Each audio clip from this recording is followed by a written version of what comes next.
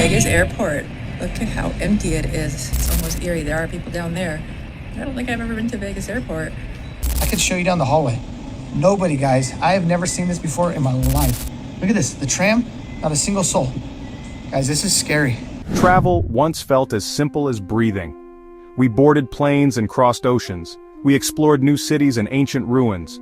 The world seemed to be getting smaller. Connections between people and places grew stronger every year. This global network was built on the idea of open skies and shared experiences. It allowed for business, for study, and for the simple joy of discovery. Families separated by continents could reunite. Suddenly, that feeling began to change. New rules appeared. Travel became more complicated. The United States implemented a series of travel restrictions and bans. These policies were aimed at specific countries, citing national security concerns. The primary countries include Venezuela, Iran, Syria, Libya, Yemen, Somalia, and North Korea. Additionally, nations like Chad, Eritrea, and Myanmar have also faced varying levels of restrictions. Venezuela was once a premier destination in South America. Its crown jewel, Angel Falls, the world's tallest uninterrupted waterfall, drew adventurers from all corners of the globe. It offered everything from the snow-capped peaks of the Andes to the sun-drenched beaches of the Caribbean. The imposition of U.S. travel bans, coupled with the nation's ongoing political and economic turmoil, brought this burgeoning industry to a standstill.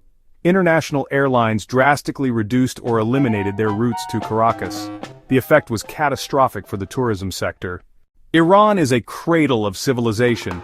Its history stretches back millennia, leaving behind a legacy of breathtaking art, architecture, and literature. For travelers, it offers a journey through time, from the magnificent ruins of Persepolis to the stunning blue-tiled mosques of Isfahan. Before the most stringent travel bans were enacted, Iran's tourism industry was experiencing a renaissance. The travel restrictions dealt a severe blow to these aspirations. The skilled artisans who practice centuries-old crafts have lost a key market for their finest work. Before the conflict and the subsequent travel bans, Syria was a treasure trove of history. Its capital, Damascus, is one of the oldest continuously inhabited cities in the world. The magnificent Roman ruins of Palmyra rose majestically from the desert, while the Crusader castle of Crac de Chevalier stood as a formidable testament to a bygone era. The combination of a devastating civil war and comprehensive U.S. travel bans has completely erased this industry. The historic sites themselves have suffered terribly, with some sustaining catastrophic damage. The absence of international organizations and tourism revenue makes preservation nearly impossible. Libya, a land of vast deserts and captivating coastlines, holds within its borders some of the most spectacular and remarkably well-preserved Roman ruins in the world. Imagine stepping back in time, wandering through cities that once thrived under Roman rule. The ancient city of Leptis Magna, a UNESCO World Heritage Site, stands as a testament to Roman engineering and artistry. It's a sprawling marvel of towering arches, grand basilicas, and elaborate bath complexes that rivals anything you might find in the heart of Italy itself. The sheer scale and intricate detail of Leptis Magna offer a glimpse into the opulence and sophistication of Roman life in North Africa. Not far away, nestled along the Mediterranean coast, the city of Sabratha boasts another incredible treasure, a stunningly reconstructed Roman theater. Picture yourself standing on the stage, looking out at the rows of empty amphitheater seats, with the sparkling Mediterranean Sea providing a breathtaking backdrop. The acoustics are still remarkable, and one can almost hear the echoes of ancient performances and the roar of the crowds that once filled this magnificent space. Sabratha offers a more intimate experience of Roman life, showcasing the importance of culture and entertainment in this vibrant coastal city. Sadly, the political turmoil that followed the 2011 revolution, combined with strict U.S. travel bans and ongoing instability, has kept this incredible potential locked away from the world. This unfortunate isolation has meant that its incredible historical sites, including Leptis Magna and Sabratha, have been virtually unvisited by the outside world for well over a decade. These silent archaeological parks stand as a poignant reminder of the treasures that lie hidden within Libya, waiting to be rediscovered and appreciated by a global audience. The absence of tourism has had a devastating impact on the local economy. A tourism industry, rich with potential, that could have provided thousands of jobs for Libyans and served as a vital source of non-oil revenue, never truly had the chance to develop and flourish. The empty hotels and closed tour operator offices stand as stark symbols of what could have been, a testament to the untapped potential that lies dormant within this fascinating country. Yemen possesses a culture and landscape unlike any other on Earth. Its ancient capital, Sana'a, is a masterpiece of urban design, with its iconic multi-story mud brick towers adorned with intricate gypsum patterns. The island of Socotra, a UNESCO World Heritage Site, is often called the Galapagos of the Indian Ocean for its bizarre and unique flora. The devastating civil war, compounded by a strict U.S. travel ban and humanitarian blockade, has plunged Yemen into one of the world's worst crises. The airport in Sana'a has been largely closed to commercial traffic for years, cutting off a vital lifeline. Somalia, with the longest coastline in mainland Africa, is a country of immense natural beauty and untapped potential. Its pristine white sand beaches stretch for thousands of kilometers along the Indian Ocean. A number of new hotels and restaurants have opened along Mogadishu's Lido Beach, catering to the local population and the diaspora. The airport in Mogadishu handles a growing number of flights, but its arrivals are mostly aid workers, diplomats, and Somalis, not the international tourists the country needs. Despite significant hurdles, the effort to rebuild continues. There is a concerted effort to change the narrative about Somalia from one of conflict to one of opportunity. North Korea, a nation already heavily shrouded in mystery and isolation, found itself further cut off from the world. The U.S. government imposed a complete ban on its citizens traveling to North Korea, citing safety concerns and political tensions. This measure, while intended to protect American citizens, had the unintended consequence of deepening the country's isolation, impacting cultural exchange and understanding. The already limited interactions between North Korea and the outside world dwindled even further. For Chad, a landlocked African nation blessed with stunning desert scenery and a rich cultural heritage, the travel advisories presented a significant obstacle. The nation had been actively trying to develop a niche ecotourism market, hoping to attract adventurous travelers and boost its economy.